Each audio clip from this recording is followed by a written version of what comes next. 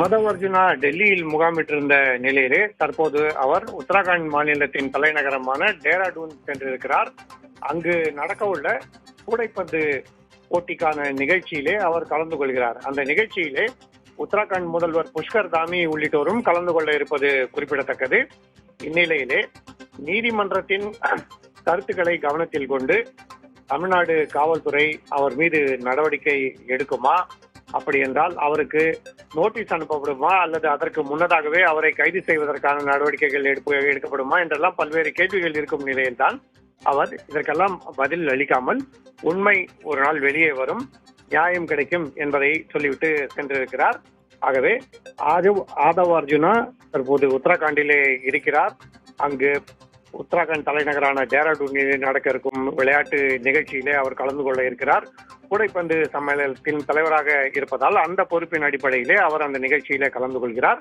அதன் பிறகு அவர் சென்னை திரும்புவதற்கான வாய்ப்பு இருக்கிறது. டெல்லி மூலமாகவோ அல்லது வேறு வழியிலோ அவர் சென்னை திரும்பலாம்.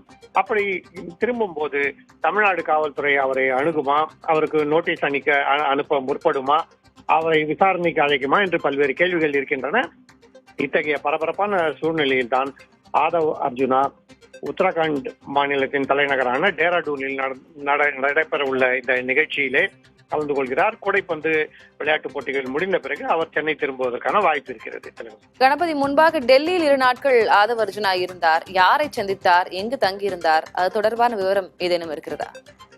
பலமுறை நாம் அவரது உதவியாளர் உள்ளிட்டோரை தொடர்பு கொண்டு பேசிய போது அவர் கூடைப்பந்து விளையாட்டு நிகழ்ச்சி தொடர்பான நடவடிக்கைகளில் தான் ஈடுபட்டிருக்கிறார் எனவும், வேறு நடவடிக்கைகளில் எதிலும் இங்கே அவர் கலந்து கொள்ளவில்லை எனவும் அவர்கள் தெரிவித்தார்கள். பல முறை புதிய தலைமுறை தொடர்பு கொள்ளும் என்றும் ஆதவ் அர்ஜுனா தொலைபேசிக்கு பதில் அளிக்கவில்லை. அப்படிப்பட்ட சூழ்நிலையில் தான் அவர் டெல்லியில் 2 நாள் தங்கியிருந்து அதன் பிறகு தற்போது டெல்லியிலிருந்து புறப்பட்டு உத்தராகண்ட் சென்றிருக்கிறார்.